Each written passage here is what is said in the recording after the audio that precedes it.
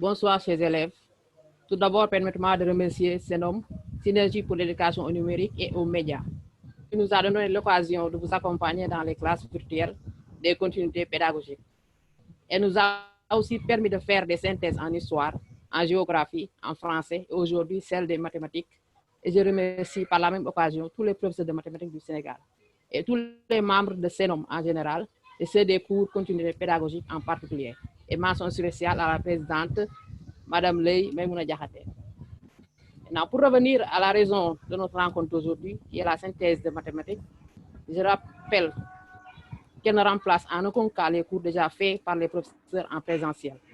Le programme de mathématiques est composé de plusieurs parties et que cette synthèse en est une. Le thème est donc les nombres complexes en terminale S2 et sera présenté par les panélistes suivants.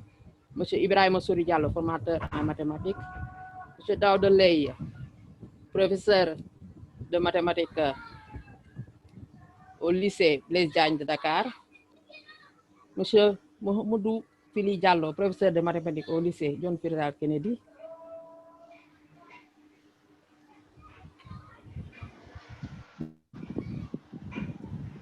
et vous avez comme modératrice moi-même, Mme Aïssatou Ndiaye, professeure de mathématiques et de SVT au CM Camachan de Rufisque. Donc, vous pouvez nous suivre via Zoom ou en direct sur la page Facebook de CENOM, gérée pour le moment par Ahmadou Ba, professeur d'histoire-géographie. Vous pouvez également télécharger les documents relatifs à la synthèse via le lien publié dans le chat. Et surtout, n'oubliez pas de prendre des notes et de poser vos questions dans le chat. Et nos panélistes y apporteront des solutions.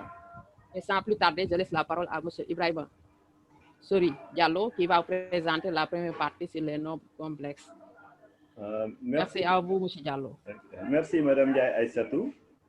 Bonsoir, chers collègues. Bonsoir, chers élèves. Comme vient de le dire Mme Ndiaye, nous allons essayer de faire une synthèse sur le cours nombres complexes en classe de terminale S2. Donc, dans la première partie, nous allons donc donner les définitions et les différentes formes d'un nombre complexe et certaines propriétés. Donc, et pour illustrer tout cela, nous aurons des QCM que nous allons proposer. Donc, pour vous montrer certaines propriétés, donc aussi les différentes formes d'un nombre complexe. Donc, d'abord, comme rappel, donc, on a donc un nombre complexe, nous avons trois formes d'écriture. Nous avons la forme algébrique, nous avons la forme trigonométrique et nous avons la forme exponentielle. Donc, la forme algébrique, elle nous permet pour l'instant de définir un nombre complexe. Nous allons dire qu'un nombre complexe Z est un nombre qui peut s'écrire sous la forme Z est égal à A plus IB, où A et B sont des nombres réels et I est un nombre qu'on appelle nombre imaginaire tel que I au carré égale à -1. Je rappelle que l'ensemble des nombres complexes est une extension de l'ensemble des nombres réels contenant ce nombre particulier, donc I qu'on appelle nombre imaginaire, tel que nous ayons I au carré est égal à -1. Donc, dans la forme algébrique, Z est égal à A plus IB. Donc, avec le nombre particulier I au carré est égal à -1. A et B sont des nombres réels. A, c'est appelé la partie réelle du nombre complexe. B, appelé la partie imaginaire du nombre complexe. Je rappelle ici que la partie imaginaire d'un nombre complexe est un nombre réel. Nous allons aussi définir ce qu'on appelle conjugué d'un nombre complexe, qui est noté donc Z bar, qui est égal à A moins IB. Et l'ensemble des nombres complexes est noté C. Et nous avons la chaîne d'inclusion que vous avez vu depuis les petites classes, N inclus dans Z, Z inclus dans D, D inclus dans Q, Q inclus dans R, et maintenant R inclus dans C. Et nous avons maintenant, après la forme algébrique, sous la forme Z égale à A plus IB, nous avons la forme trigonométrique. Z égale à module de Z, cosinus de θ plus I sinus de θ. Donc, Z est appelé donc, le module du nombre complexe. Et pour calculer le module, nous avons vu que le module, c'est le produit Z bar, qui est égal à A au carré plus B au carré. Je rappelle aussi que les propriétés de l'addition et de la multiplication dans C sont les mêmes que celles de la multiplication et de l'addition dans R. Par exemple, ici, A au carré plus B. Donc, il suffit uniquement de faire A plus IB, facteur de A moins IB. Donc, cela va nous donner A au carré moins IB, le tout au carré. Ça va donner I au carré, B au carré. I au carré est égal à moins 1. Et le moins qu'on avait, moins, ça fait plus. Donc, nous aurons donc racine de A au carré plus B au carré. A au carré plus B au carré. Donc, le module donc, de Z, c'est racine de A au carré plus B au carré.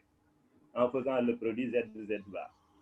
Argument d'un nombre, donc un nombre complexe, donc bon, là c'est un argument parce que c'est modulo de pi. Donc on dit ici un argument de Z, c'est θ. Donc c'est l'angle orienté, donc vecteur OM. Et cosinus de θ, on peut l'obtenir donc en utilisant donc A, donc la partie réelle divisée par le module. Sinus de θ, c'est la partie imaginaire divisée par le module. Maintenant, cette forme trigonométrique, on a une forme exponentielle où Z est écrit sous la forme R exponentielle de I θ, R étant le module donc, que nous avons au niveau de la forme trigonométrique. Donc, le module, donc, c'est toujours un nombre positif.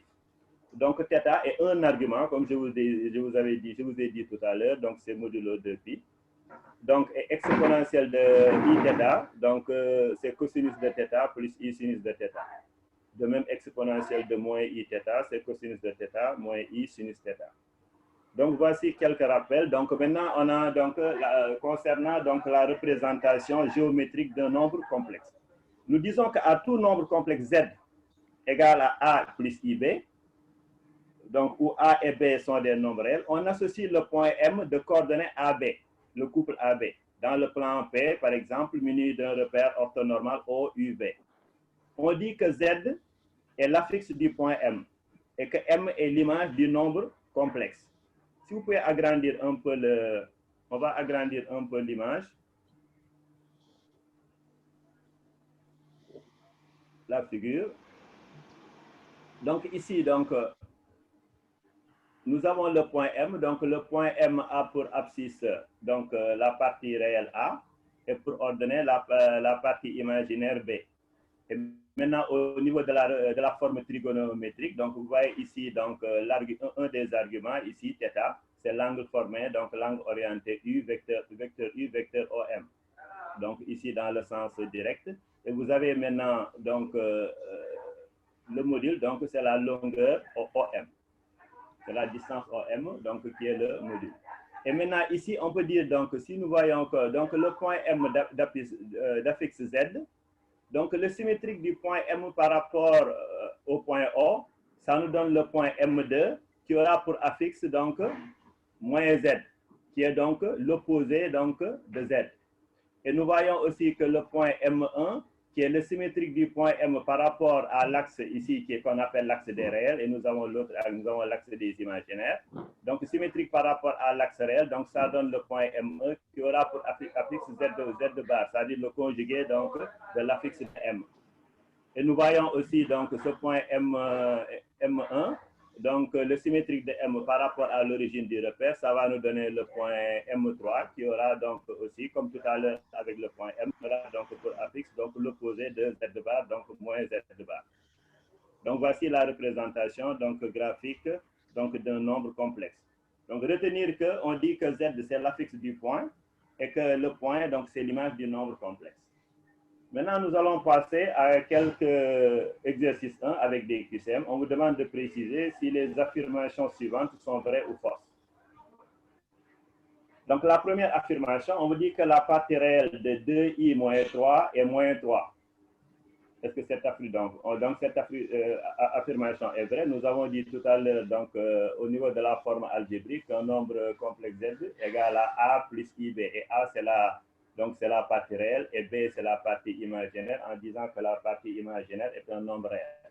Donc ici, la partie réelle, c'est moins 3. Donc on a du type A plus IB. Donc A égale à moins 3 et B égale à plus 2. Donc c'est vrai. Donc deuxième affirmation, on vous dit que la partie imaginaire de 4 plus 5i est 5i. Donc c'est faux. Parce que je viens de vous dire que la partie imaginaire est un nombre réel. Alors ici, vous avez 5i. On dit que 5i, donc c'est un imaginaire pur. Ici, la partie donc, imaginaire, c'est 5, mais pas 5i. Parce que la partie imaginaire d'un nombre complexe est un nombre réel. Les entiers naturels sont des nombres complexes, comme affirmation. Donc, vrai, parce que je vous ai dit tout à l'heure que l'ensemble des nombres complexes, c'est une extension donc, de l'ensemble des nombres réels avec un nombre particulier, donc i qui est un imaginaire, tel que i au carré est égal à moins 1. Donc, les entiers naturels sont des nombres réels, donc sont des nombres complexes. Je vous ai dit tout à l'heure, la chaîne d'inclusion, n inclus dans z, z inclus dans d, d inclus dans q, q inclus dans r, r inclus dans c, qui est l'ensemble des nombres complexes. Donc ici, une autre affirmation, on vous dit 1 plus i, le tout au carré, est un imaginaire pur. Donc vrai, parce qu'il suffit, comme je vous ai dit tout à l'heure, les propriétés de l'addition et de la multiplication dans C, donc ce sont les mêmes propriétés, donc sont les mêmes que celles de l'addition et de la multiplication dans R. Donc on a 1 plus i au carré, il suffit de développer, comme vous voyez ici. Donc ça donne 1 au carré qui donne 1. Donc voilà, c'est une identité remarquable du type A plus B au carré. Donc c'est A au carré plus 2AB plus B au carré. Donc avec 1 moins 1 égale à 0, donc il va rester 2i, donc et 2i est un imaginaire pur. Donc, préciser si les affirmations, cette affirmation, on a donc moins racine de 3 plus i à la puissance de 1019, est un imaginaire pur. Donc, vrai. Donc, pour cela, donc, nous avons la forme algébrique qu'il faut écrire donc, sous forme exponentielle. Donc, avec la puissance, donc, on va déterminer donc, le module, on va déterminer donc, un argument de ce nombre complexe. Et maintenant, si on décompose, on voit que nous avons, si on fait le calcul, nous avons exponentielle de 1682 pi qui était 1, et nous avons exponentielle de i sur pi sur 2, donc qui va donner donc i. Parce que vous allez avoir, donc c'est cosinus de pi sur 2 plus donc i sinus de pi sur 2. Donc le plan complexe est muni d'un repère orthonormé direct OUV. On considère A donc d'affixe moins 1 plus i et B donc d'affixe racine de 2 sous la forme exponentielle de moins 5 i pi sur 6. On vous dit alors le triangle OAB est rectangle isocèle.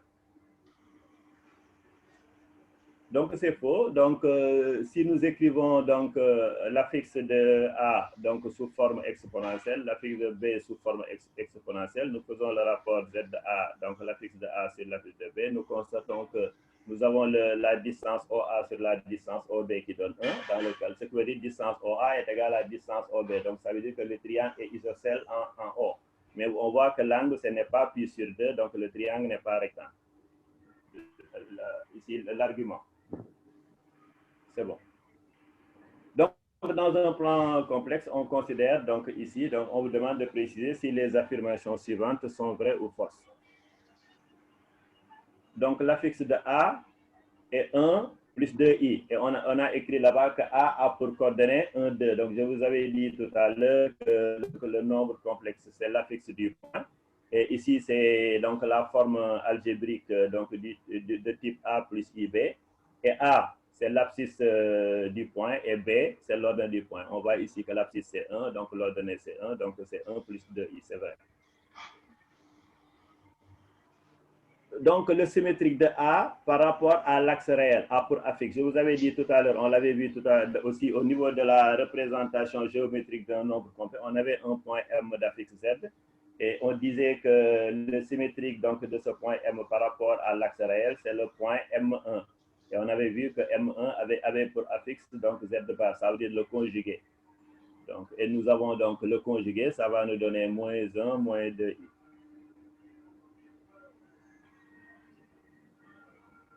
Donc, le symétrique du point A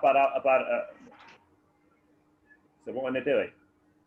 C'est bon, le symétrique de ce genre. Je rappelle ici que le point C avait pour affixe donc 2 plus i. Donc, par rapport par rapport à l'origine, donc si le point est symétrique par rapport à l'origine du repère, donc l'image donc du point donc aura pour affixe donc l'opposé. Donc vous aurez donc moins 2, moins i, donc c'est vrai. Parce que là-bas, vous avez pour l'affixe de C, c'est 2 plus i. Donc avec moins devant, donc ça donne moins 2, moins i. C'est vrai. Donc, le vecteur AB a pour affixe. Nous avons vu que, vous avez vu que pour l'affixe d'un vecteur, donc l'affixe du vecteur AB, c'est Z de l'affixe de B moins l'affixe de A.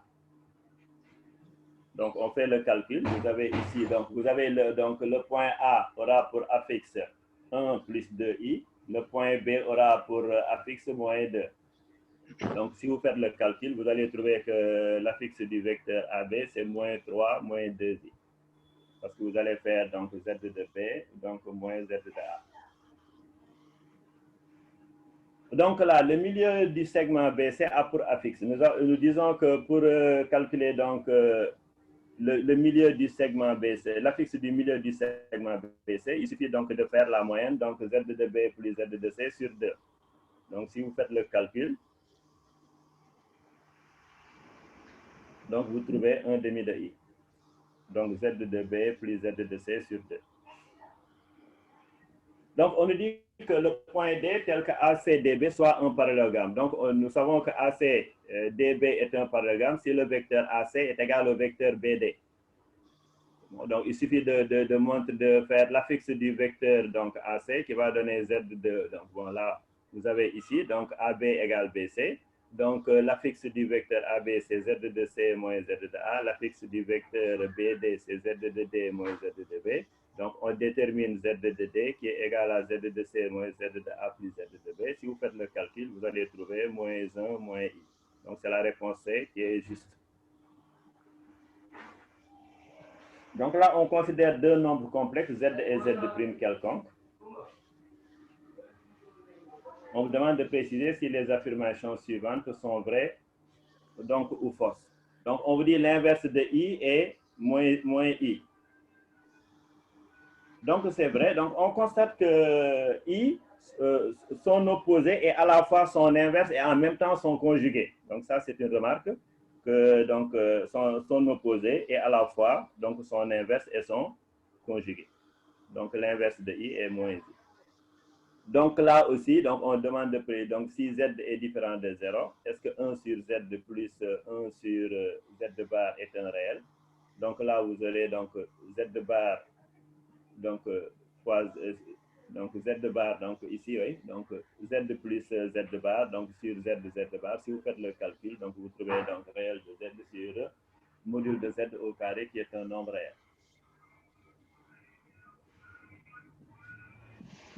Donc là, la même chose, on vous demande est-ce que le conjugué de Z de moins IZ' est égal à Z moins IZ'. Donc c'est faux. Donc là, donc module de Z plus I, donc c'est module de Z moins I, module de Z'.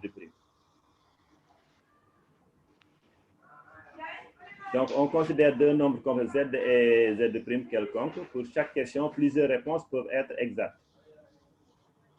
Donc, on vous dit là, donc ici, l'inverse de Z égale à 1 plus I est 1 moins I, 1 demi, donc conjugué de Z, donc 1 sur 1 plus I. Donc, si vous faites le calcul, donc vous trouvez que la réponse B est vraie, la réponse C aussi est vraie. Donc, vous avez le calcul ici, donc 1 sur Z. Donc, la même chose, l'inverse de I sur 2 plus I est, donc là aussi, si vous faites le calcul, donc on va trouver que les réponses A et B sont vraies en faisant l'inverse. Donc ici, le nombre complexe I plus 1 sur I, est-ce que c'est un réel ou bien est-ce que c'est un imaginaire pur? Est-ce que c'est égal à 0? Donc on voit c'est égal à 0 qui est donc à la fois donc, un réel et un imaginaire pur. Donc c'est le cas particulier.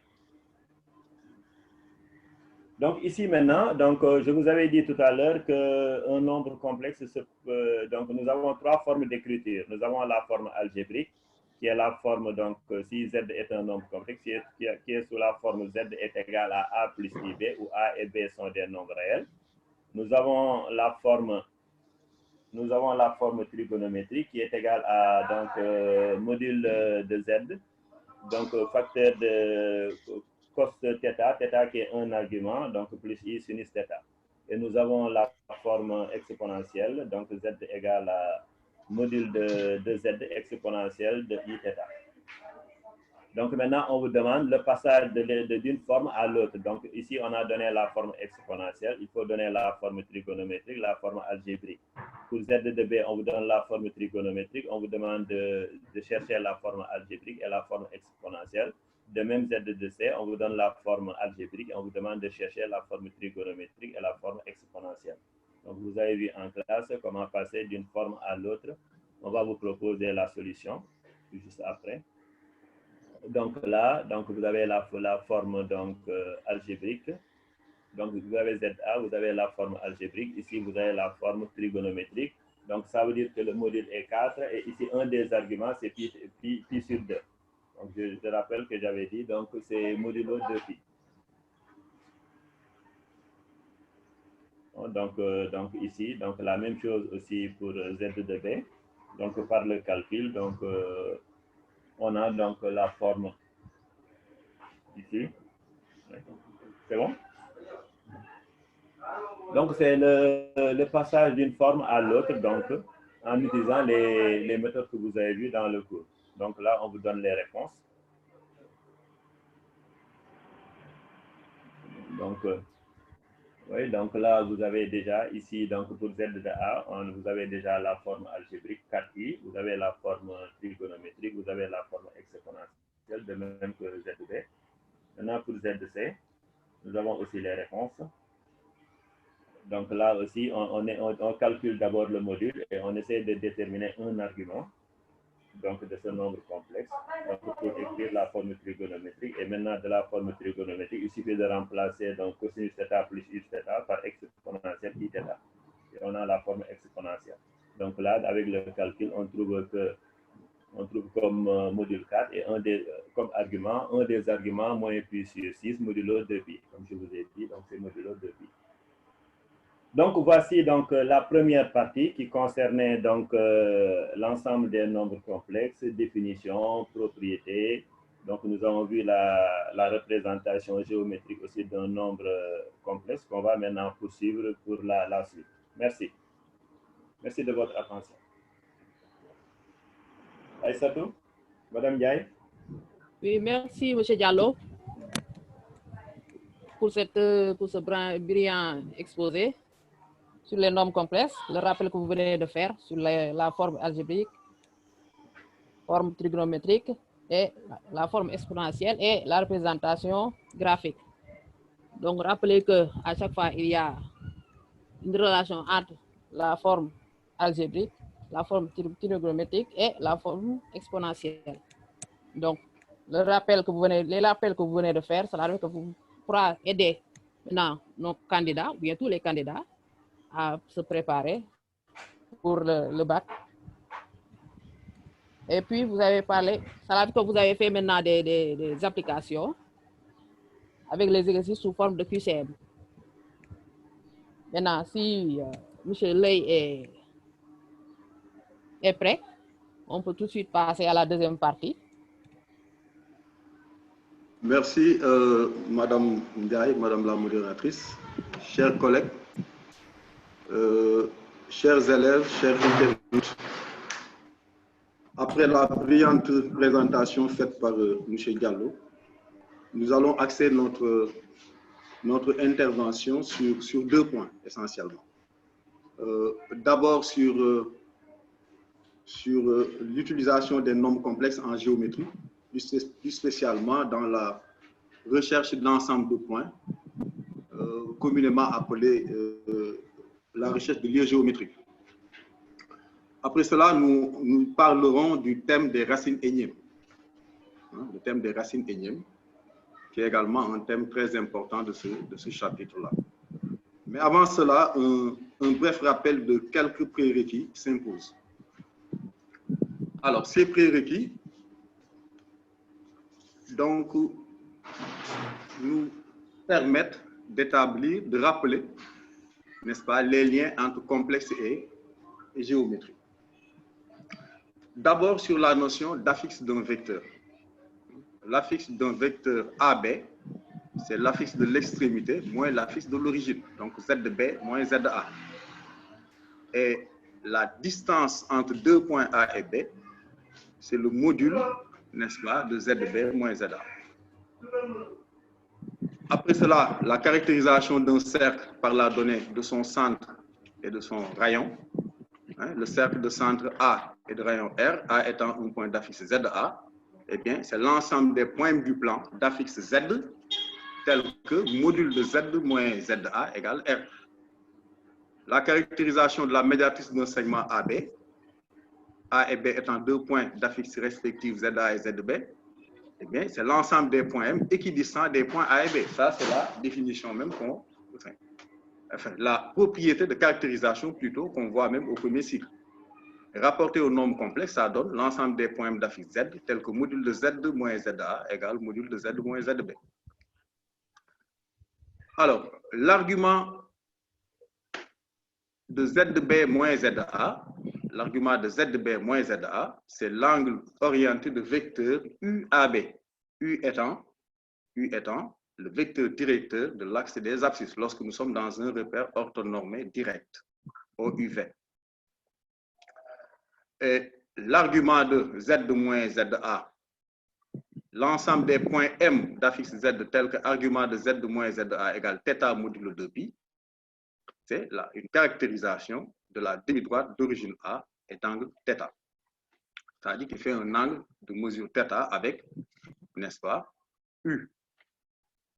ABAC, l'angle ABCD, plutôt l'angle ABCD, c'est l'interprétation géométrique de l'argument du quotient ZD moins ZC sur ZB moins ZA. Alors, pour retenir cela, il faut comprendre que quand vous devez interpréter géométriquement l'argument d'un quotient, il faut commencer toujours par le vecteur dont l'affixe se trouve au dénominateur. Ici, au dénominateur, on a ZB moins ZA, c'est l'affixe du vecteur AB, donc ce sera, n'est-ce pas, le premier vecteur de l'angle. Et le deuxième vecteur sera le vecteur dont l'affixe se trouve au numérateur du quotient. Alors, caractérisation de l'orthogonalité de deux vecteurs, AB et CD sont orthogonaux si et seulement si le quotient ZD moins ZC sur ZB moins ZA est un imaginaire pur, c'est-à-dire appartient à IR.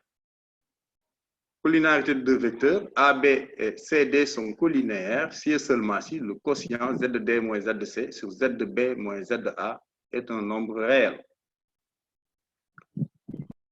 La formule de Moivre, cos θ plus I sinus θ à la puissance n, lorsque n est un entier naturel, eh bien, c'est cos de n θ plus I sinus de n θ. Elle est même extensible à l'ensemble des entiers relatifs. Et une autre déclinaison de cette formule de Moivre, c'est elle est plus accessible lorsqu'on la décline avec les écritures exponentielles. Cos θ plus I sinus θ, M. Diallo vous a dit tout à l'heure, son écriture exponentielle, c'était E de I θ. Eh bien, si vous dites E de I θ exposant n, c'est E de I n θ, là, ça passe plus facilement. Les formules d'Euler qui permettent de faire les linéarisations des expressions trigonométriques, les linéarisations. Cos θ égale E de I θ plus E de moins I θ sur 2. Et sinus de θ égale E de I θ moins E de moins I θ sur 2. Alors, on en vient à la détermination des lieux géométriques, d'autres lieux géométriques, en plus de, n'est-ce pas, de celles qu'on a vues tout à l'heure avec le cercle et la médiatrice. L'ensemble des points du plan tels que MAMB égale θ modulo 2π et la droite AB privée du segment AB. La droite AB privée du segment AB. Ça, ce sont les lignes de niveau avec les angles orientés qu'on voit en première. Rapporté ici, n'est-ce pas, à l'échelle, en tout cas sous le prisme des nombres complexes. L'ensemble des points du plan tels que MA, MB égale 0 modulo pi et la droite AB privée des points A et B. Vous voyez le changement qui s'opère selon que l'on s'intéresse à l'ensemble des points modulo 2pi ou bien modulo pi. Et l'ensemble des points du plan tels que MA MB égale pi sur 2 modulo pi, eh bien, c'est le cercle de diamètre AB privé des points A et B. On aurait pu également parler, n'est-ce pas, des demi-cercles, des deux demi-cercles de diamètre AB pour lesquels on a pi sur 2 modulo 2pi pour l'un et moins pi sur 2 modulo 2pi pour l'autre. Alors, après ce bref rappel, non exhaustif, de quelques liens qui existent entre les nombres complexes et la géométrie, nous allons aborder deux exercices. D'accord. Le premier, donc, relatif à justement la détermination du lien géométrique. Et le deuxième, dans le deuxième exercice, nous parlerons des racines énièmes. Alors, pour chaque question, choisir la réponse exacte. Le plan complexe est muni d'un repère orthonormal direct OUV. On désigne par grand A, grand B, grand C, grand D les points d'affixe respectifs ZA égale 1, ZB égale I, ZC égale moins 1 et ZD égale moins I. L'ensemble des points M d'affixe Z, tels que Z plus I en module est égal à module de Z moins 1 et alors là, la réponse attendue, évidemment. Alors, 4 propositions sont données. La médiatrice du segment BC, le milieu du segment BC, le cercle du centre hors de rayon 1, la médiatrice du segment AD. Et naturellement, ce sera, eh bien, ce sera la médiatrice du segment AD, puisque l'interprétation géométrique de module de Z plus I égale module de Z moins 1, eh bien, c'est distance DM égale distance AM. Et il y a une équivalence entre ces deux écritures, ce qui permet donc de conclure qu'il s'agit effectivement de la médiatrice du segment AD. Alors, on passe à la deuxième question.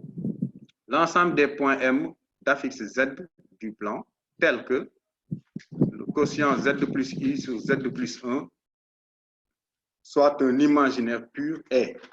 Alors, les propositions, la droite CD privée du point C, le cercle de diamètre CD privé du point C, le cercle de diamètre BD privé du point C, la médiatrice du segment AB.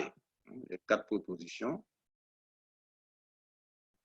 Alors, on peut constater que déjà le quotient existe si et seulement si son dénominateur est différent de 0. La condition d'existence du quotient, c'est que le dénominateur est différent de 0.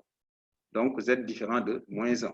Donc, on peut dire que si Z est différent de moins 1, Z plus I sur Z plus 1 est un imaginaire pur, si et seulement si, soit il est nul, parce que 0 est aussi un imaginaire pur, on l'a vu tout à l'heure, M. Diallo l'a dit, l'a rappelé, ou alors, s'il est différent de 0, son argument est égal à pi sur 2 modulo pi, caractérisation des imaginaires purs à partir de leurs arguments, les imaginaires purs non nuls.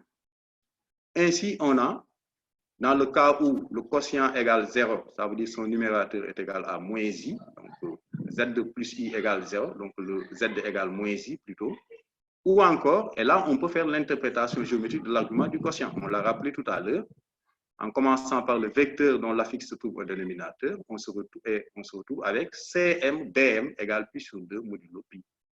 Et là, on retrouve une caractérisation, n'est-ce pas, des cercles. Donc, l'ensemble des points M est la réunion du singleton D. Pourquoi le singleton D? Parce que là, on avait dit Z égale moins I c'est l'affixe du point D, et du cercle, n'est-ce pas, du cercle de diamètre CD privé du point C. Et quand on fait privé des points C et D, et quand on fait la réunion des deux, finalement, on va conserver le point C. Donc, je reviens un peu en arrière. Donc, l'ensemble des points M est la réunion du singleton D avec le cercle de diamètre CD privé des points C et D. Donc, si on fait la réunion du singleton D et du cercle de diamètre CD privé des points C et D, eh bien, c'est seulement le point C qui sera exclu finalement. Et on se retrouve avec le cercle de diamètre CD privé du point C. Privé du point C. L'ensemble des points M d'affixe Z, tel que argument de Z de moins I égale moins pi sur 2 plus 2kpi, c'est-à-dire modulo 2pi. K étant décrivant Z et alors, les propositions, il y a le cercle, le demi-cercle plutôt de diamètre BD passant par A, la droite BD, la demi-droite BD d'origine B passant par D, privé du point B, et le cercle de diamètre BD privé des points B et D. Alors, l'argument de Z de moins I égale moins pi sur 2 plus 2kpi équivaut à dire UBM égale moins pi sur 2. On a parlé de l'interprétation géométrique de l'argument de Z de B moins ZA. Hein? Donc, UBM. Hein? Pourquoi BM? Parce que M a pour affixe Z, n'est-ce pas? Et B a pour affixe I. Donc, ceci est égal à moins pi sur 2.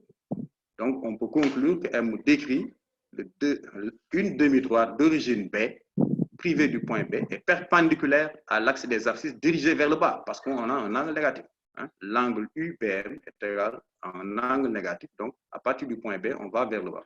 Ce qui veut dire qu'on a la demi-droite BD d'origine B passant par D, privée du point B. On peut effectivement vérifier par une représentation que cette demi-droite passe par D. D'ailleurs, D, son affixe c'est moins I, et moins I est un imaginaire pur. Alors, on passe maintenant à l'exercice 5, ça c'était pour l'exercice 4. L'exercice sur les racines énièmes. On donne un complexe Z de 0 égale 1 moins I racine de 3. On demande de donner une écriture trigonométrique de Z de 0 dans la première question. Deuxième question, on demande de montrer que Z0 puissance 4 égale moins 8 plus 8i racine de 3. Troisièmement, résoudre dans R Z puissance 4 égale 1, l'équation Z puissance 4 égale 1. Quatrièmement, en déduire les solutions de l'équation E, de point Z puissance 4 égale moins 8 plus 8i racine de 3. Et ces solutions, on demande de les donner sous forme algébrique et sous forme trigonométrique. Et une suggestion vous est faite par le texte qui vous demande de remarquer que l'équation E équivaut à Z sur 1 moins I racine de 3 puissance 4 égale 1. Alors, la première question, une écriture trigonométrique de Z0. Alors, pour donner une écriture trigonométrique de Z0, il suffit de connaître, n'est-ce pas, le module de Z0 et un argument de Z0.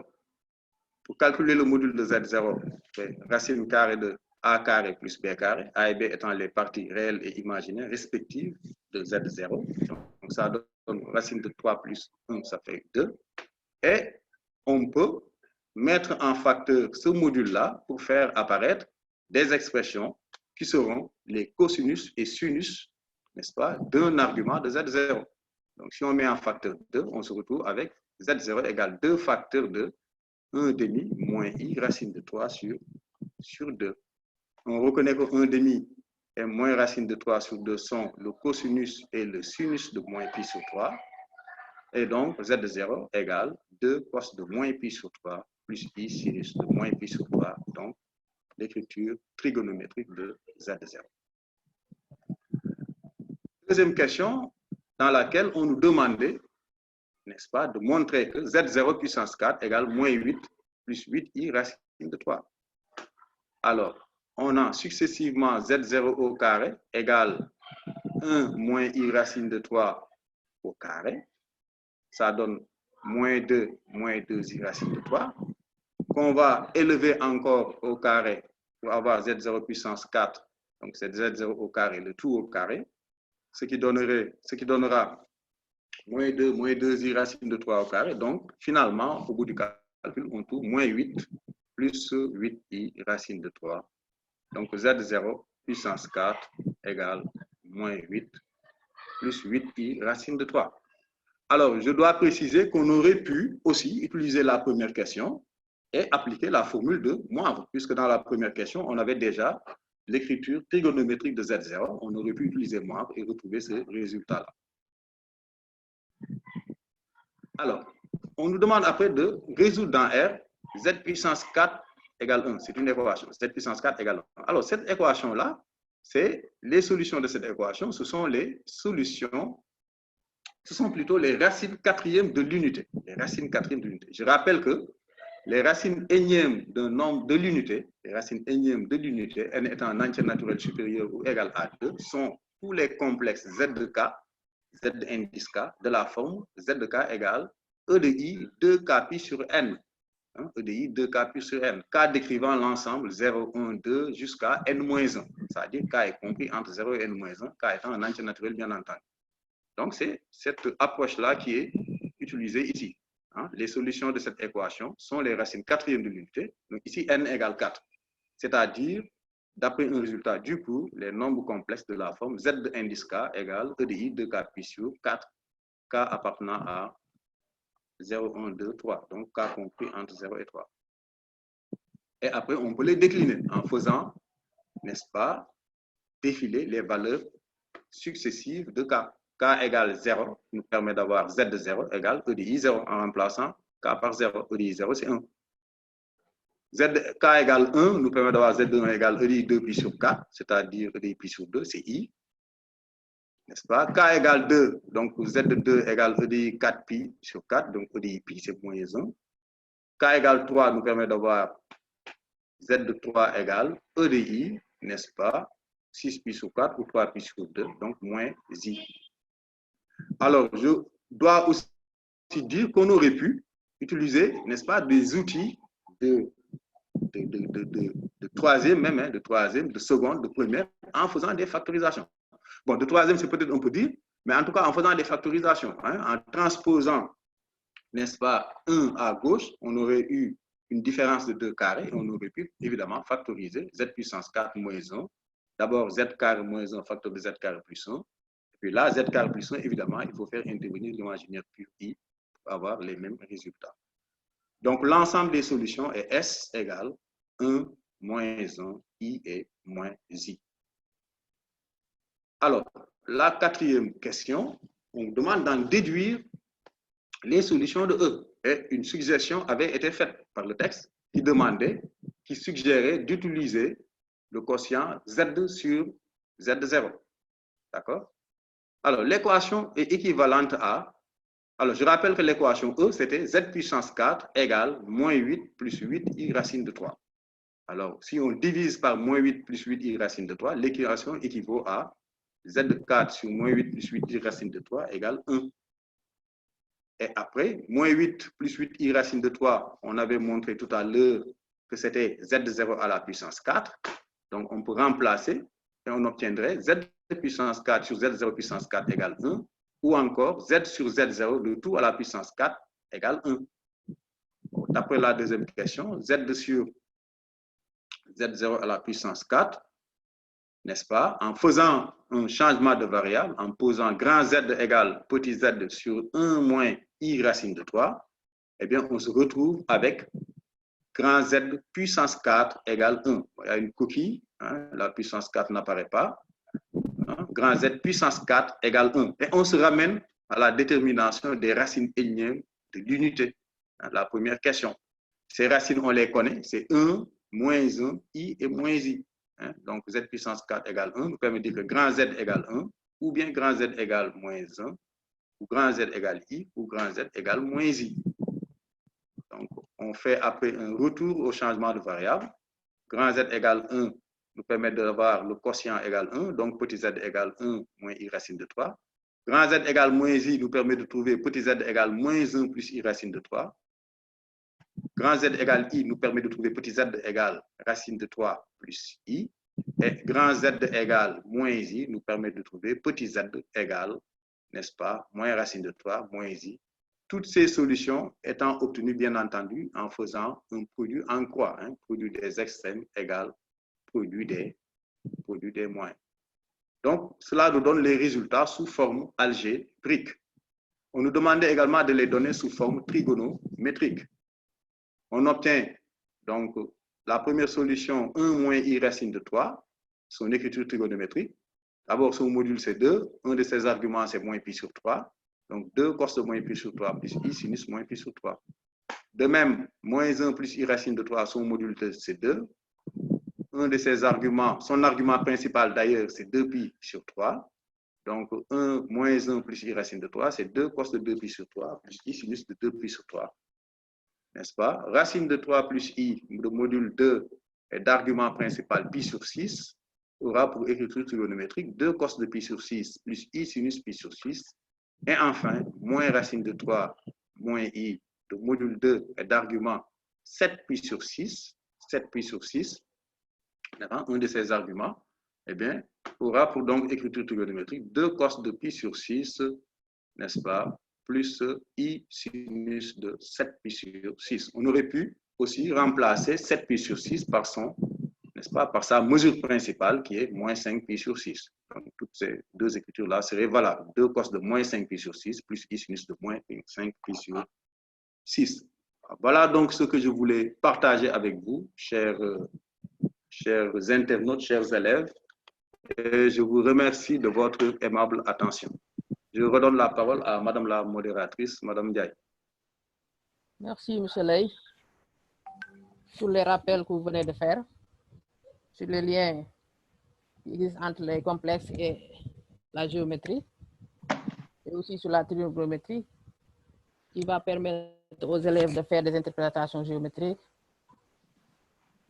et aussi sur les rappels sur les racines énièmes.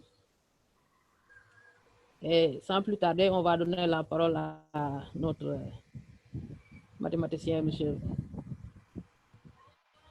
Mohamedou Fili Diallo, professeur de mathématiques au lycée John Spirza Al-Kennedy, s'il est prêt. Maintenant, il y a quelqu'un qui a posé une question. On peut utiliser la forme exponentielle pour montrer. Pour montrer quoi? Là, on ne sait pas. Sa question n'est pas complète. Donc, pour la dernière partie, donc c'est Mohamedou Fili Diallo qui va faire un exercice de synthèse. Donc, un exercice type sur les complexes. Merci, M. Diallo. Vous avez la parole. Voilà, bonsoir à tout le monde. Bonsoir à mes deux doyens qui viennent de passer. D'abord au doyen Souri Diallo qui a présenté en fait l'origine un peu et des exercices types qu'on a généralement avec les nombres complexes en passant par la définition avec des exercices assez simples de vrai ou faux et de QCM, tout en rappelant carrément de l'origine et quelques propriétés. Et aussi, merci aussi au doyen Elhadji Daouda Leye aussi, qui nous a montré en fait, qui nous a présenté ici l'utilisation des nombres complexes avec les lieux géométriques et aussi rappel aussi de quelques configurations géométriques au niveau des ensembles de points. Alors pour ma présentation, je m'avais directement essayé de résumer les deux premières parties à travers un exercice où il y aura diverses questions qui ont l'habitude de venir pour tout exercice de nombre, sur les nombres complexes. Et c'est généralement des exercices qui commencent généralement par des polynômes, la résolution d'équations, vers une deuxième partie qui tend vers comment on place des points dans un repère orthonormé direct, dans un plan complexe, bien entendu. Une partie aussi qui va traiter de quelques interprétations géométriques. Et aussi, en dernier lieu, parler des transformations du plan. Donc, je m'avais déjà présenté un peu l'énoncé de l'exercice. Alors, on considère ici le polynôme Pz défini dans C, tel que P de Z égale à Z au cube moins 4 plus 6 IZ au carré, plus moins 8 plus 17 IZ, plus 15 moins 3I. Alors, quelles sont les questions qui se rapporte ici à la première partie? On demande de montrer que P de Z admet une racine imaginaire pure, unique, qu'on note Z0. La deuxième question, résoudre dans C, l'équation P de Z est égale à 0, c'est des classiques. La deuxième partie maintenant de l'exercice, dans le plan menu d'un repère orthonormé direct au UV, on considère les points A d'affixe 1 plus I, B d'affixe 3I et C d'affixe 3 plus 2I. La question qu'on demande, première question, placer les points A, B et C. Alors, on va placer les points A, B ici dans le repère orthonormé direct OUV. La deuxième question, on nous demande de faire une interprétation géométrique du module et de l'argument ici de Z. Et grand Z qui est ZB moins ZA sur ZC moins ZA. Donc, après avoir donné les interprétations géométriques, on demande de déduire ici la nature du triangle ABC. Alors là, ça termine la deuxième partie de l'exercice. Et maintenant, pour la troisième partie de l'exercice, on considère la similitude de plan direct S de centre B, donc B qui était d'affixe ici 3i, qui transforme C en A. Donc, avec ces deux informations, nous devrions être capables de définir parfaitement en fait l'écriture complexe de la similitude, ce qu'il nous demande même après, montrer que l'écriture complexe S et Z' est égale à 1 demi moins 1 demi de I, le tout Z, moins 3 demi plus 3 demi de I. Et la dernière question maintenant, on nous demande de donner les éléments caractéristiques ici de S, qui sont les éléments caractéristiques de la similitude. On rappelle déjà directement, je vais en venir dans la suite, que quand on parle d'éléments caractéristiques, pour une similitude de plan direct, on pense directement au centre de la similitude, au rapport de la similitude et à l'angle en fait de la similitude. Donc, allons-y, essayer de visiter un peu quelques réponses en fait liées à la première question. Alors, on demandait de montrer que P de Z admet un imaginaire pur, une solution en fait, une racine imaginaire pure. Généralement, c'est une question classique qui vient et qui revient, même au bac. Donc, comment va-t-on s'y prendre? Alors, si on note ici, soit Z de 0 est égal à KI, qui est la forme en fait, d'écriture en fait, d'un imaginaire pur, où K est un nombre réel. Alors, Z de 0 est une racine de PZ, si et seulement si P de Z de 0 est égal à 0. Alors, dans le polynôme initial, nous allons remplacer tous les Z par Z de 0 et sa forme c'est KI. Donc, en remplaçant, nous avons P de Z de 0 égal à IK de tout au cube, moins, voilà, avec les coefficients, 4 plus 6i, IK de tout au carré, en remplaçant toujours Z par IK, plus moins 8 plus 17i, IK, plus 15 moins 3i.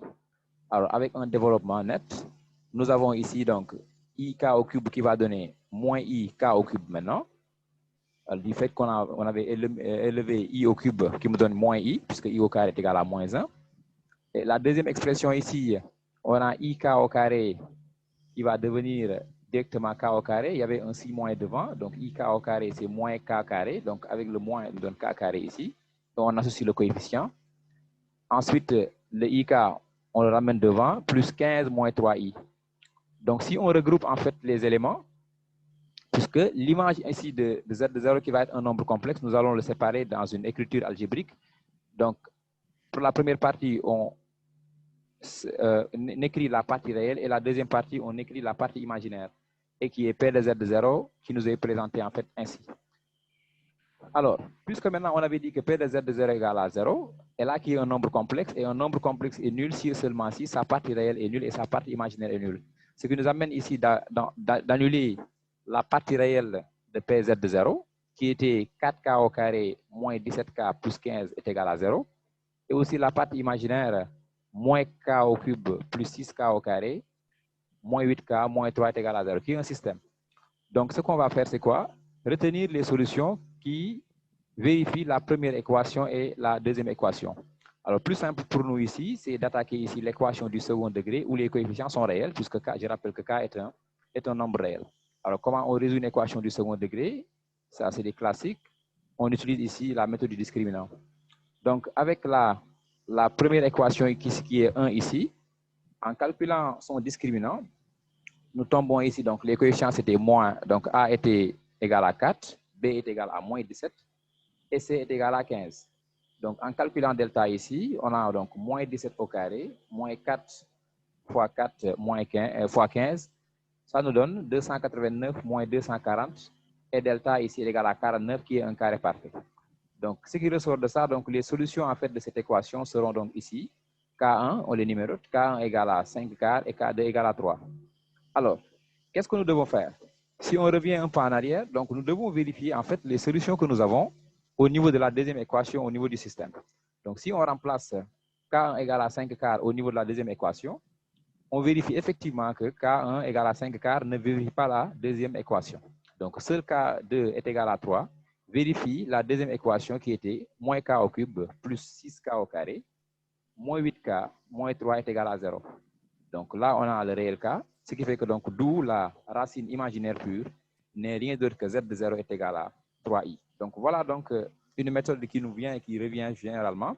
Comment on s'y prend exactement pour comment répondre à ce type de questions. Alors maintenant, nous vient la deuxième question qui nous demande maintenant de résoudre ici l'équation P de Z est égal à 0. Je rappelle que ici, toujours, le polynôme qu'on avait P de Z a pour racine 3i. Donc, qu'est-ce qu'on peut faire? On peut utiliser les méthodes de factorisation ici, classiques qu'on connaît, pour factoriser déjà P de Z, pour pouvoir résoudre l'équation P de Z est égal à 0. Donc, ce qu'on met ici, donc, puisque 3i est une racine de P de Z, factorisons P de Z. Donc là, ça nous permet d'utiliser un peu un tableau de Horner connaissant une racine. Donc, qu'est-ce qui va ressortir ici de ce tableau? Donc, on étale les coefficients en fait de Z sur la première ligne. Alors, la deuxième ligne va figurer les calculs intermédiaires et la troisième ligne, la dernière, va figurer ici le coefficient en fait du polynôme facteur. Donc, ici, qu'est-ce qu'on a ici en dernière ligne? On a donc un premier coefficient, second coefficient, moins 4, moins 3i et l'autre coefficient, c'est 1 plus 5i, sont les coefficients en fait du polynôme facteur. Donc, P de Z est égal à 0. Équivaut à dire qu'on a donc une autre écriture donc de P de Z égal à 0. C'est l'écriture factorisée, Z de moins 3i, facteur de Z au carré, plus 4 moins 3i, le tout Z, plus 1 plus 5i est égal à 0. Alors, donc ici, ça nous ramène à un produit de facteurs nul si et seulement si au moins l'un des facteurs est nul. Donc, nous résolvons en fait pour l'autre facteur qui était Z au carré, plus moins 4 moins 3i Z, plus 1 plus 5i est égal à 0. Et là, c'est une équation en fait à coefficient complexe du second degré. Qu'est-ce qu'on fait généralement? On calcule aussi son discriminant avec la méthode discriminant. Donc ici, les coefficients donc, étaient 1, moins 4, moins 3i et 1 plus 5i. Alors quand on étale ici en calculant le discriminant delta, donc delta toujours de la forme b au carré moins 4ac, donc qu'est-ce qui joue le rôle de b ici? C'est moins 4 moins 3i. Le rôle de a est joué ici par 1 et le rôle de c est joué ici par 1 plus 5i. Donc après avoir calculer en fait ces discriminants avec des calculs assez simples, nous tombons ici sur 3 plus 4i. Alors, donc toujours dans la résolution en fait des équations à coefficient complexe, si nous avons ici un nombre complexe, il nous faut déterminer les racines carrées en fait de ce nombre complexe. Et là, ça vient en fait toujours en compétence en terminale S2, comment déterminer les racines carrées d'un complexe. Alors, ça a été fait au niveau des classes respectives par les collègues. Donc, comment on détermine ici de manière correcte ici les racines carrées en fait d'un complexe. Alors j'ai dit donc cherchons les racines carrées de delta. Alors de manière classique, si on cherche en fait des nombres complexes tels que leur carré est égal à ce delta qui est 3 plus 4i. Donc je répète, on cherche les nombres complexes tels que leur carré est égal à 3 plus 4i. Alors si on essaie de faire une identification, ça veut dire que je pose un petit delta est égal à x plus y, son carré est égal à 3 plus 4i, mais en même temps, ils ont le même module. Donc, en essayant d'identifier en fait les relations sous forme de système, donc j'ai donc ici x au carré moins y au carré égale à 3. Donc ici, ça concerne le module x au carré plus y au carré est égal à 5. Donc c'est le module de grand delta est égal au module au carré de petit delta. Et aussi 2xy qui est le double produit est égal à 4. Donc si on associe les équations 1 et les équations 2, donc là, ça nous permet ici de trouver ici les parties réelles en fait. Donc, puisque quand on fait la somme entre 1 et 2, nous tombons sur l'équation 2x au carré est égal à 8, c'est-à-dire qu'ici, en résolvant, x est égal à 2 ou bien x égal à moins 2. Toujours dans les mêmes conditions, si on fait la différence entre l'équation 1 et l'équation 2, nous pouvons parfaitement déterminer les valeurs de y. Donc, en faisant donc 1 moins 2, nous avons donc 2y au carré est égal à 2, c'est-à-dire y est égal à 1 ou bien y est égal à moins 1. Donc ici, on a en fait les valeurs de x et les valeurs de y. Maintenant, la troisième équation ici nous permet de savoir en fait quelle valeur prendre pour les racines carrées de delta.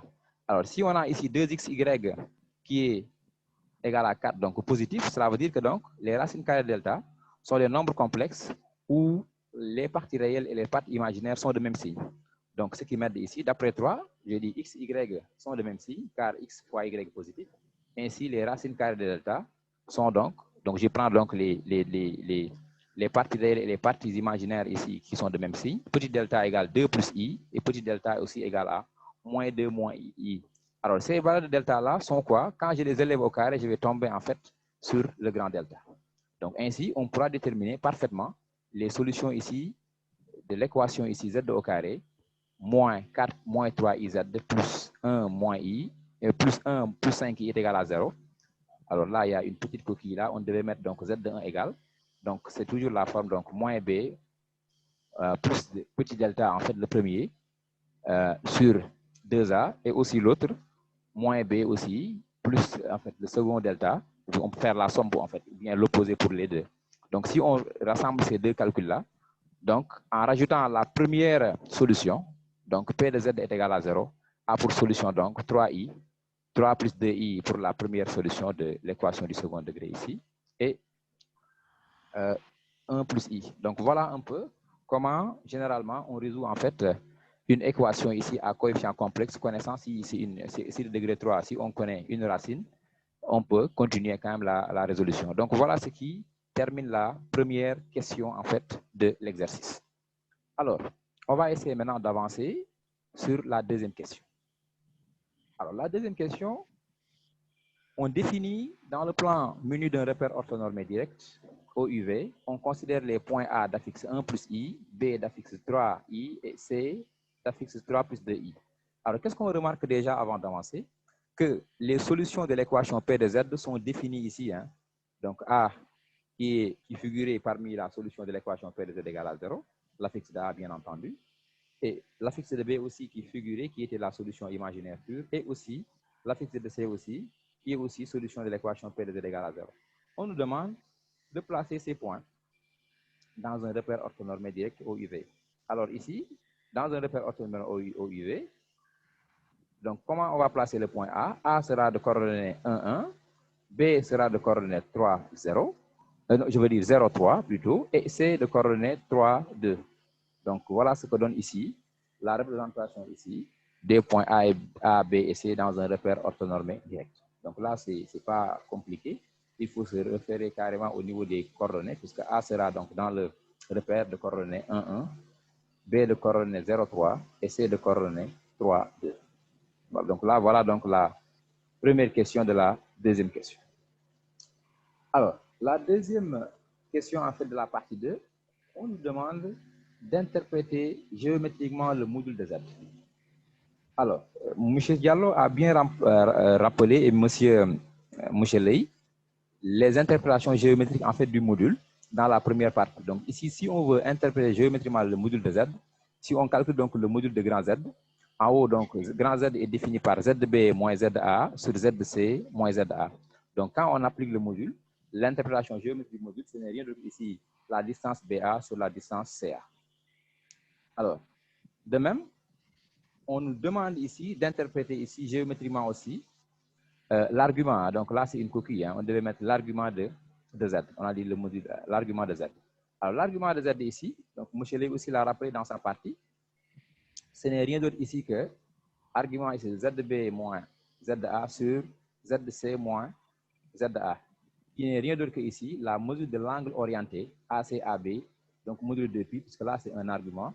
Tous les arguments en fait ici sont de AC en fait modulo 2pi.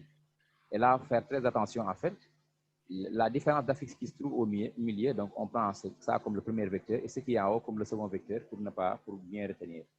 Alors, avant donc d'utiliser un peu les interprétations géométriques des modules et des arguments, je vais faire toujours un petit rappel, ce qu'a fait M. Ley tout à l'heure. Souvent, on nous demande de montrer 3 points sont alignés, en fait. 3 points, en fait, supposons qu'on a un point A d'affixe ZA, un point B d'affixe ZB, un point C d'affixe ZC. Alors, on va dire, hein, A, B, C sont alignés. Hein, donc, le C est sauté ici dans la saisie. Si on a donc ZC moins ZA sur ZB moins ZA est un nombre réel non nul. Ou bien, on peut aussi raisonner avec les arguments. Si l'argument de ZC moins ZA sur ZB moins ZA est égal à 0 modulo pi. Donc, quand on a ces résultats-là, on peut directement conclure que les points sont alignés. Pour la perpendicularité aussi, M. Ley l'a rappelé, que les droites AB et AC sont perpendiculaires si Z de C moins Z de A sur Z de B moins Z de A est un imaginaire pur. Autrement dit aussi, on peut aussi traduire la perpendicularité entre les droites AB et AC si et seulement si argument de Z de C moins Z de A sur Z de B moins Z de A est égal à pi sur 2 modulo pi. Donc, modulo pi. De même, dans la définition aussi d'un parallélogramme, on dira aussi, monsieur Diallo l'a rappelé, ABCD est un parallélogramme. Ici, si et seulement si Z de B moins Z de A est égal à Z de C moins Z de B. De même aussi, je vais rappeler aussi quelques configurations aussi géométriques avec les complexes. Comment définir ici un triangle rectangle? On va dire que ABC est un triangle rectangle en A. Si, je rappelle, hein, toujours on a donc A qui est d'affixe Z de A et B d'affixe Z de B et C d'affixe Z de C. Donc si et seulement si Z de B moins Z de A sur Z de C moins Z de A est un imaginaire pur. De même, on peut aussi nous demander, après avoir calculé ou bien après avoir interprété géométriquement, on demande de donner les natures de triangles. Ici, si on a ABC qui est un triangle isocèle en A, si et seulement si, donc le module de Z de B moins Z de A sur Z de C moins Z de A est égal à 1. Ou plus simplement, ici, les distances AB est égale à la distance AC. Alors, pour un triangle aussi isocèle rectangle, on dira que ABC est un triangle rectangle isocèle en A. Si et seulement si Z de B moins Z de A sur Z de C moins Z de A est égal à I, ou bien moins I, plus ou moins I. Ainsi et dernièrement, on dira aussi que ABC est un triangle équilatéral, si et seulement si Z de B moins Z de A sur Z de C moins Z de A est égal à 1 demi plus I racine de 3 sur 2, ou bien est égal à 1 demi moins I racine de 3 sur 2. Donc voilà un peu quelques rappels en fait des configurations géométriques, ce qu'on demande souvent à travers la résolution d'exercices, après avoir interprété géométriquement, de donner la nature de triangle si on a, ou bien donner la nature aussi de quadrilatère.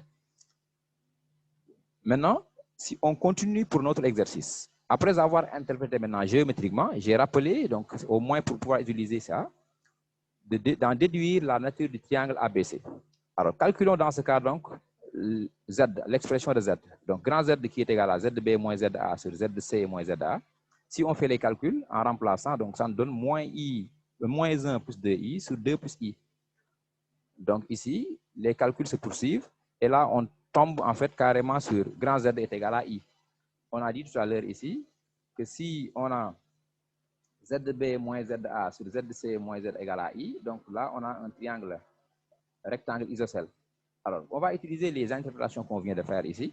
Le module de grand Z qui est égal à la B sur A, BC sur CA, distance BA sur distance CA, donc, et qui est égal au module de I qui est égal à 1. Et là, ça signifie que les distances BA est égal à la distance CA. De même, argument de Z qui était la mesure de l'angle orienté AC-AB, c'est égal à argument de I qui est égal à pi sur 2 modulo de pi. Ainsi, comme conclusion, nous avons ABC est un triangle rectangle isocèle, puisqu'on a deux côtés égaux et un angle qui mesure ici pi sur 2. Et on peut conclure tout bonnement ici que ABC est un triangle rectangle isocèle. Donc voilà, donc j'ai déjà fait le rappel sur les configurations géométriques pour pouvoir utiliser en fait ces configurations géométriques pour répondre à ce type de questions. On pouvait en avoir autres. Donc généralement, ce que vous avez dans les exercices. Bien, et on continue maintenant à travers l'exercice. Donc là, c'est la dernière partie de l'exercice où on a les questions sur la similitude ou bien sur les similitudes de manière générale. Alors, je tiens à rappeler en fait, à travers la définition d'une similitude directe, en fait, à travers son écriture complexe, comment on reconnaît et comment on détermine ici les éléments caractéristiques. Donc, si on a une similitude directe d'écriture complexe, Z' est égal à AZ plus ZB, c'est des rappels que vous avez bien dans le cours, avec A appartenant à l'ensemble des nombres complexes non nuls ici et B appartenant à C. Alors, si A est égal à 1, donc on a une translation ici. La similitude ici, c'est une translation ici de vecteur U d'affixe B. Alors, si maintenant A appartient à R privé, donc à R privé de 0 et 1, donc il y a une petite coquille, donc alors, la similitude n'est rien ici qu'une homothétie de rapport K est égale à A et de centre oméga, d'affixe ici Z de oméga égale à B sur 1 moins A. Et maintenant, en dernier lieu, si le module de A maintenant est égal à 1, toujours à travers son écriture complexe, alors la similitude directe ici, plane, c'est une rotation d'angle θ d'argument en fait, où l'angle θ est mesuré par l'argument de A, modulo 2π, et de centre oméga, tel que l'affixe du centre est défini par B sur 1 moins A.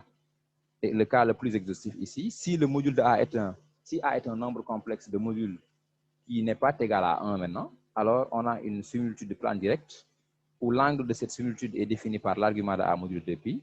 De rapport K est égal au module de A, et le centre oméga, d'affixe ici Z de oméga égale B sur 1 moins A. Donc voilà, c'est des petits rappels en fait qui nous permettent souvent de donner des éléments caractéristiques d'une similitude pour revenir un peu à notre exercice. Alors, on nous demande ici, dans l'exercice, on considère la similitude plane directe S de centre B qui transforme C en A. Montrer que l'écriture complexe de S et Z' est égale à 1 demi moins 1 demi de IZ moins 3 demi plus 3 demi de I. Alors ici, qu'est-ce qu'on a? On a deux informations. On a une similitude directe plane qui fixe le point B, ça veut dire que l'image de B c'est B, et qui transforme C en A. Si on traduit ces deux informations-là, donc on a une similitude qui fixe B et qui transforme C en A.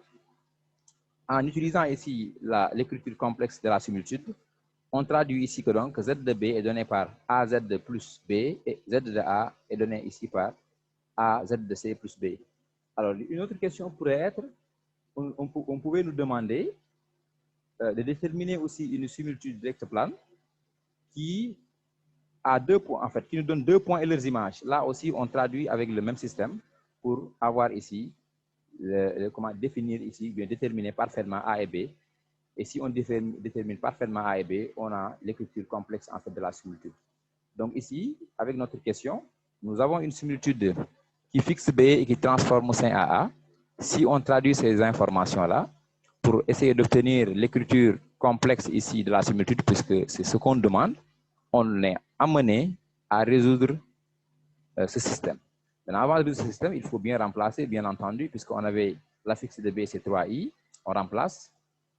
L'affixe de A aussi, on l'avait, on remplace, et l'affixe de C, on remplace. Et là, nous avons un système de deux équations ici à deux inconnus. Alors, comment on résout? En faisant la différence entre 1 et 2, nous avons ici donc la valeur de A qui nous est donnée ici. A est égal à Z de B moins Z de A sur Z de B moins Z de C. Et en faisant les calculs, au numérateur, on a 3i moins 1 moins i sur 3i moins 3 moins 2i. Alors, en faisant les calculs qui sont ici, nous tombons ici sur A est égal à 5 moins 5i sur 10. En simplifiant, ça nous donne donc bien A est égal à 1 demi moins 1 demi de i. Donc, et là, nous sommes en concordance avec la question demandée, et on demandait ici de déterminer l'écriture complexe de la similitude Z' est égal à 1 demi moins 1 demi de i. Donc là, on a bien A égal à 1 demi moins 1 demi de i. Et là, comment déterminer B aussi? Toujours à travers le système, au niveau de la deuxième question, bien entendu, ou bien même au niveau de la première question, de la première équation, je veux dire, au niveau de la première équation, ou bien au niveau de la seconde équation, on peut déterminer parfaitement B. Donc ici, au niveau de la seconde équation, si on traduit ces informations, puis on avait qui transforme A en C, donc là, on a donc B est égal à Z de A moins AZ de C. Donc en remplaçant, ça nous permet ici d'avoir ici B, et B qui est défini par donc 1 plus I moins 3 demi, moins I plus 3 demi de I moins 1. Et en faisant les calculs, nous tombons ici sur B est égal à moins 3 demi plus 3 demi de I. Donc voilà donc un peu ce qui termine un peu cet exercice en fait qu'on avait sur les nombres complexes. Il revient carrément sur l'énoncé. On a essayé de traiter en fait les différentes questions qu'on avait posées à travers cet exercice. Donc si on va essayer de terminer en fait cet exposé pour essayer de recueillir en fait les quelques questions et peut-être venant en fait de l'Assemblée. Aïssatou, vous me recevez exactement? Il se reçoit 5 sur Voilà, 5. voilà. Diallo. Voilà, donc je vais essayer de terminer plus tôt pour essayer de recueillir en fait les questions qui vont venir des spectateurs, des élèves. D'accord. Parce que nous sommes encore dans le temps, hein? Voilà, nous sommes dans le temps, exactement. Il est, oui.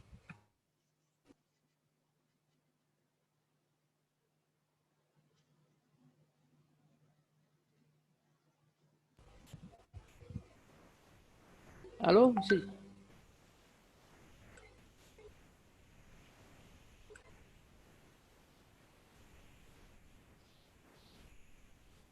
Allô? Oui, oui, je vous entends. Hein. Donc, merci. Donc, vous avez fini?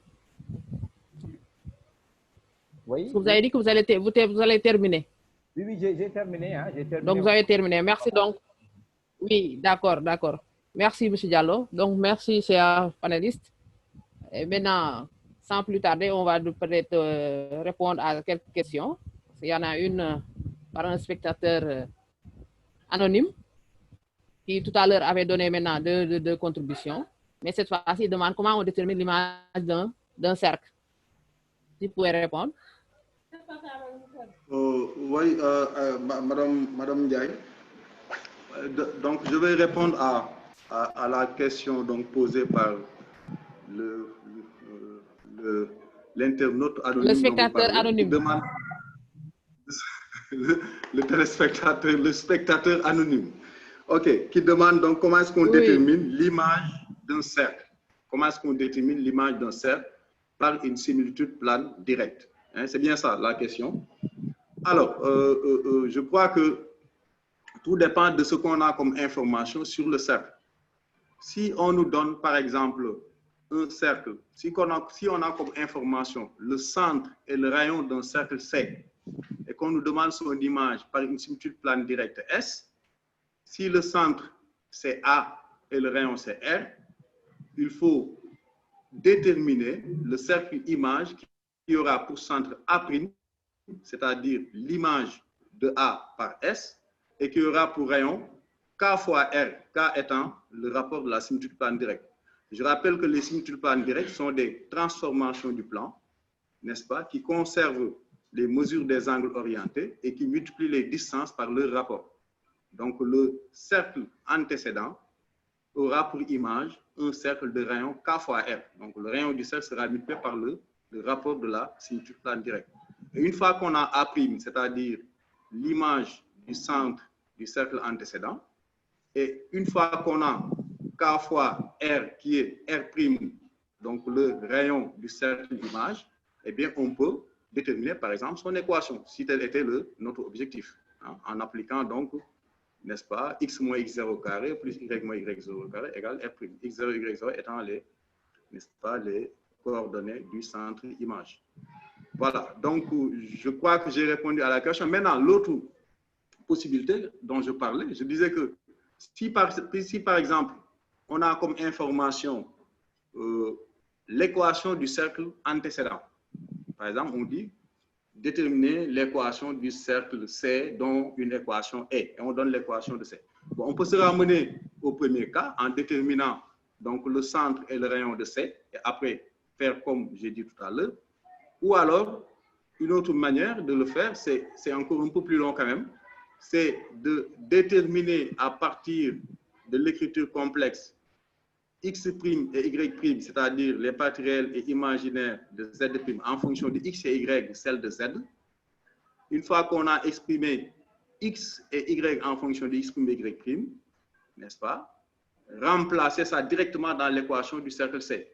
Et on aura une équation où il n'y aura que des x' et des y'. Ça va donner directement l'équation du cercle C'. Mais ça, c'est un peu plus long et ça fait appel à, n'est-ce pas, ce qu'on appelle les expressions analytiques des similitudes, ce qui n'est pas au programme de S2. Voilà, je crois que j'ai répondu à la question.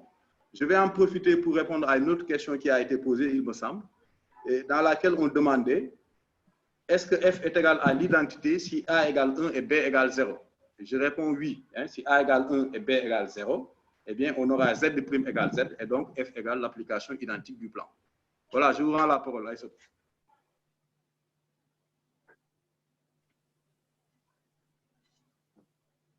Merci, M. Ley. Il y a une autre question venant de Djenaba. Comment montrer que des points sont dans le cercle circonscrit du triangle? Comment montrer que des points sont dans le cercle circonscrit du triangle? Comment montrer que des points sont dans le cercle circonscrit du triangle?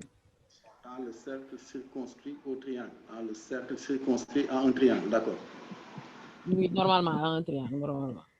Triangle, d'accord.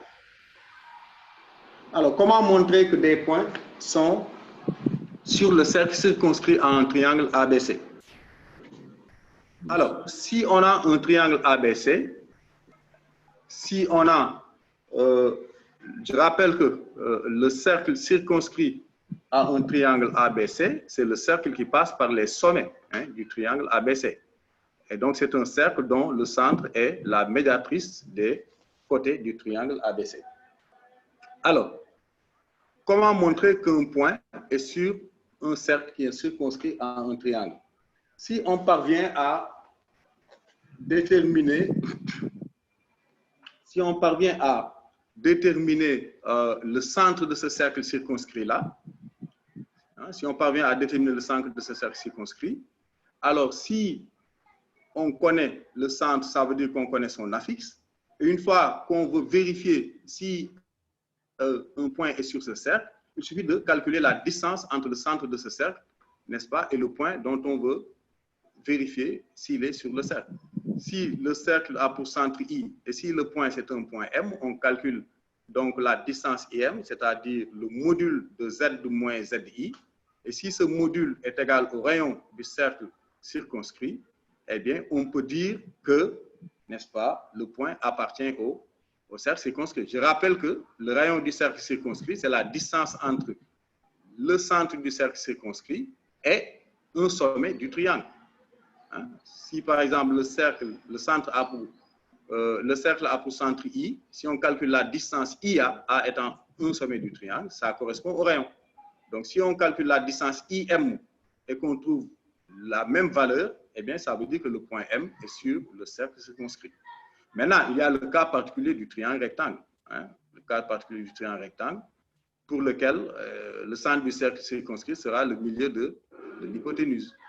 Donc là, on peut déterminer facilement le milieu de l'hypoténuse en faisant donc la demi-somme des affixes. Je crois qu'il y a, ça a été pris tout à l'heure en charge dans les rappels de M. Diallo. Et puis une fois qu'on a, n'est-ce pas, l'affixe de ce point-là, le milieu de l'hypoténuse, on pourra déterminer, n'est-ce pas, facilement si M appartient au cercle circonscrit en calculant la distance IM. Bon, il y a d'autres approches avec les arguments, mais en S2, en général, c'est une approche tout à fait avec les modules, donc métriques qu'on fait. Bon, je ne sais pas si j'ai bien répondu à la question de l'auditeur. S'il y a des collègues qui veulent apporter des compléments, voilà, je vous renvoie la parole à Aïssatou. Merci, M. Lay. Maintenant, si M. Diallo, messieurs, je voulais dire, M. Diallo, vous avez quelque chose à ajouter, sinon? Non, c'est je ne vois plus de questions dans... Ouais. Donc, M. Lay a bien répondu, parce que le centre, c'est le point d'intersection des médiatrices. Si on arrive à déterminer l'affixe du centre, il suffit uniquement de montrer, si par exemple I est le centre, comme il a dit, si le cercle est circonscrit au triangle ABC, c'est de montrer que distance IA est égale à distance IB, est égale à distance IC, est égale au rayon. Et comme il a dit, donc il a bien répondu, on utilise les modules. C'est bon, merci à tout. Je dois peut-être ajouter que, bon, très souvent, les élèves en S2, ils veulent, face à ce type de questions-là, ils veulent utiliser la condition de cocyclicité. Mais en réalité, la condition de cocyclicité n'est pas au programme de terminale S2. Voilà, donc ça, c'est des choses qu'il faut laisser aux élèves de S1. Ce n'est pas dans le programme de S2. Voilà, je vous remercie. Et comme vous avez dit aussi le cas particulier, si le triangle est rectangle, donc le centre, c'est le milieu de l'hypoténuse. Donc, et là, comme vous avez dit, on détermine donc l'affixe du milieu. Et, donc, c'est ça, en gros. OK, Aïssatou? Merci. Donc, merci, M. Diallo. Merci, M. Lay. Merci, Philippe. Donc, je ne vois plus de questions. Donc, je pense qu'on a fait le tour de la question sur les nombres complexes en passant par les formes algébriques, donc la définition et les propriétés, la forme trigonométrique, rappel donc sur les propriétés, comme vous l'avez dit, la forme exponentielle et la représentation graphique Donc, toujours les rappels sur les liens qui existent entre les complexes et la géométrie et la trigonométrie. Et aussi, comme l'a fait, et puis les rappels sur les racines énièmes. Et aussi, l'exercice de synthèse de M. Fili Diallo. Et aussi les rappels sur les similitudes. Donc, je pense qu'on a fait le tour de la question. Donc, pour cela, je vous remercie. Je remercie les panélistes. M. Ibrahima Soli Diallo, qui est formateur en mathématiques. M. Daoudeley, professeur de mathématiques au lycée Blaise Diagne. Et M. Mohamedou Fili Diallo, qui est professeur de mathématiques au lycée Kennedy de Dakar. Donc, je vais remercier donc aussi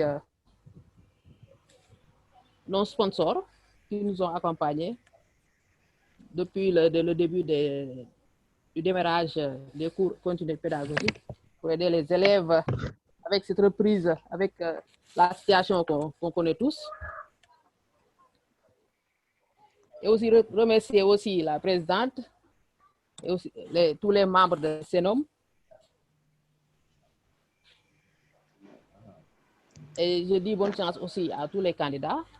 Je n'oublie pas aussi M. Ahmadou Ba qui est au niveau de la page Facebook CENOM. Et que cette vidéo, vous pouvez la retrouver aussi au niveau de la page Facebook de CENOM. Aïssatou, vous m'entendez? Donc, à l'écran, vous avez... Aïssatou, vous m'entendez? Monsieur Ley, hein? Oui, Aïssatou, vous m'entendez? Oui, bon, ça dit que nous avions, nous avons voulu en fait terminer très tôt, au moins à 30 minutes avant, pour qu'il y ait des questions, pour qu'on les règle. Maintenant, à défaut d'avoir des questions, puisque oui, nous mais sommes malheureusement, il n'y a pas... Oui. Voilà, nous sommes à une semaine du bac. Donc, Oui. je vais proposer en fait peut-être à Doyen Sori de procurer en fait quelques conseils et quelques suggestions au niveau aux candidats qui doivent se prêter en fait à l'épreuve du bac dans une semaine. Ce qu'il faut faire, ce qu'il faut éviter, quel mental faut-il avoir pour essayer de passer un bon bac, puisque nous avions décidé de terminer très tôt pour au moins recueillir beaucoup de questions au niveau de l'Assemblée.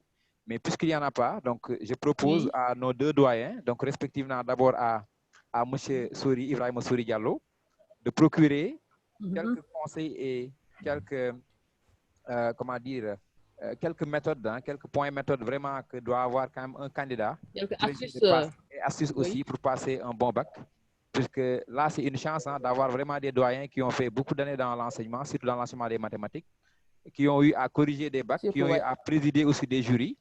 Comment ils pourraient, en fait, comment conseiller, voilà, comment conseiller aux candidats, comment donner des conseils aux candidats pour qu'ils passent exactement un bon bac d'ici une semaine. Monsieur Sori. D'accord. Donc, Monsieur Sori. Ok, merci Philippe, merci Aïssatou. Donc, c'est pour dire que le bac, c'est un examen. C'est comme les devoirs qu'ils font en classe, les compositions, comme les évaluations qu'ils ont eu à faire en classe. C'est de vraiment d'apprendre le cours, donc de bien maîtriser le cours et de savoir aussi faire la rédaction de certains exercices, comme ils ont eu à le faire dans les évaluations en classe. Donc, je pense que bon, selon les chapitres, tous les collègues ont eu à faire des exercices types, donc qui permettent, donc, selon les compétences du programme, donc de pouvoir aider les élèves à résoudre ces questions. Et rappeler aussi, vraiment, c'est un examen, il ne faut pas avoir peur. Donc, c'est comme c'est les mêmes évaluations qu'ils avaient déjà vues en classe. Donc, et aussi, c'est de lire tout le sujet. Donc, de voir maintenant quels sont, donc, selon les exercices proposés, donc, par exemple, quel est pour eux l'exercice plus abordable et de faire cet exercice. Mais souvent, qu'est-ce qu'ils font? Ils vont dire, non, je pense que tel exercice est plus difficile, donc ça me prend du temps, ils vont attaquer. Non, il faut d'abord faire ce qu'on maîtrise d'abord. Et maintenant, au fur et à mesure, maintenant, on essaie de terminer l'épreuve. C'est bon, Michel Ley? Oui, M. Diallo, c'est bien. Oui, Diallo, je crois que vous avez dit l'essentiel. Je crois que vous avez dit l'essentiel. Le bac, c'est vrai que c'est un jour spécial. L'examen, c'est un examen assez spécial, mais quand même, il ne faut pas en faire une montagne insurmontable, hein, au point de sortir de ces, voilà, de ces gonds, quoi. C'est-à-dire il faut considérer que des évaluations, ce n'est pas la première fois que vous en faites. Hein. Vous avez subi des évaluations tout au cours de l'année, des devoirs, hein, des examens blancs. Tout ça, c'était pour vous préparer à ça. Voilà. Donc, restez vous-même, restez vous-même, hein, restez vous-même. Voilà. Comme il l'a dit, lisez, prenez le temps quand même de lire les textes qu'on vous propose. Hein. Lisez bien tous les textes en intégralité. Ça vous permet, d'une part, d'identifier les questions faciles que vous pouvez traiter, hein, que vous pouvez traiter facilement et engranger les points qui sont affectés à ces questions-là. Il ne faut pas oublier quand même que le bac, comme j'ai l'habitude de dire à mes élèves, c'est la chasse au point. Hein, c'est la chasse au point. C'est la chasse au point. Lisez le texte, vous identifiez les questions que vous pouvez faire facilement et traitez-les. Sécurisez ces points. Vous avez la possibilité de demander des intercalaires. Quand une question pose problème, eh bien, ne passez pas trop de temps sur une question. Si vous lisez une question et ça tarde à venir, eh bien, écoutez, mais avancez, allez faire autre chose. Mais à la fin, vous pouvez toujours revenir sur ces questions-là que vous avez sautées auparavant. Donc, ne perdez pas trop de temps sur une question. Parce qu'il n'y a pas pire que de se retrouver à la fin de l'épreuve avec des questions qu'on s'est traitées et qu'on n'a pas pu faire faute de temps. Donc, il faut bien gérer son temps. Il faut bien le gérer. Et il faut être très efficace. Maintenant, pour le reste, ne changez pas trop vos habitudes. Dormez à des heures normales. C'est-à-dire, réviser, ok, c'est bien, mais travailler à des heures, jusqu'à des heures indues, c'est pas productif. C'est pas productif, surtout à quelques jours du bac. Hein, évitez de dormir tard. Hein, voilà. Travaillez bien quand il le faut, mais écoutez, mais quand il faut se dissiper aussi, il faut aller se dissiper.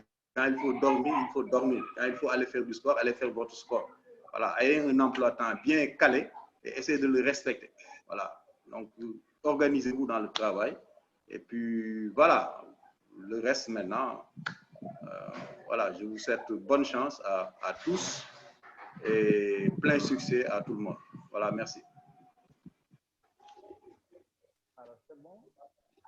Merci, M. Ley. Maintenant, M. Philippe, si vous avez quelque chose à ajouter. Ce que je vais rajouter, peut-être je vais essayer de répéter ce qu'a déjà bien dit mes deux doyens. Le bac, en fait, c'est l'issue d'une épreuve, en fait. Les élèves ont été formés pour passer le bac à la fin de l'année. Ce qui fait que ont été formés à travers des devoirs, ont été formés à travers des compositions. Ce qui fait que généralement, même le bac, pour un élève qui n'est pas stressé, c'est des épreuves qui sont beaucoup plus abordables que les devoirs de classe et des compositions. Maintenant, souvent, l'élève qui doit faire le bac est soumis à un stress. Mais je dis souvent que la gestion du stress fait partie aussi de l'examen. C'est-à-dire que l'élève doit être capable de gérer le stress. C'est très important. Et aussi, pendant le déroulé des épreuves, il faut que les élèves, en fait, posent déjà un calme de quelqu'un qui doit aborder en fait ces exercices-là, comment gérer ce calme-là, les épreuves correctement, et en traitant les questions qui semblent beaucoup plus faciles, puisque les élèves ne sont pas les mêmes. Donc, si vous avez lu l'épreuve, vous pouvez exactement déterminer les questions qui vous semblent plus faciles en fait, et commencer par ces questions-là. Et aussi, comme a dit tout à l'heure doyen Ley, ne pas s'entêter à vouloir coûte que coûte faire une question qui vous est impossible. Parce que si la question vous est impossible, il faut essayer de passer à autre chose si les questions ne sont pliées, bien entendu. Et l'habitude d'admettre les questions difficiles que vous ne pouvez pas faire et de passer à autre chose. Pendant la préparation en fait, de ce bac-là, il est important aussi de gérer en fait, le temps, la récupération. C'est important de travailler les jours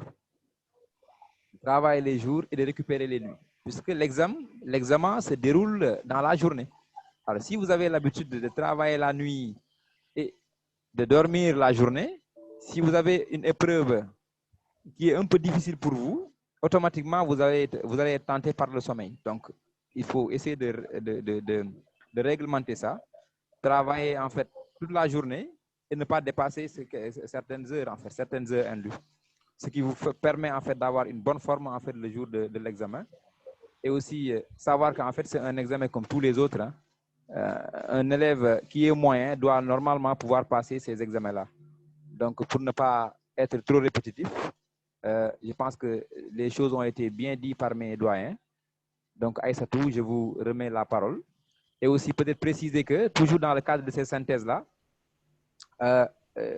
les synthèses continuent. Hein. Donc déjà vendredi, on va essayer d'avancer un peu vers les élèves de 3e. Ahmadou, vous me recevez? Ou bien Ahmadou n'est pas? Ahmadou, vous me recevez? Alors, Ahmadou? Ahmadou, vous me recevez?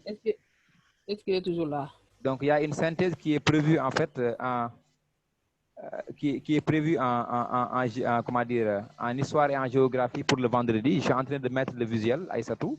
Donc, entre-temps, je vous remets la parole quand même pour remercier nos partenaires et aussi les présentateurs, entre-temps que je mette le visuel.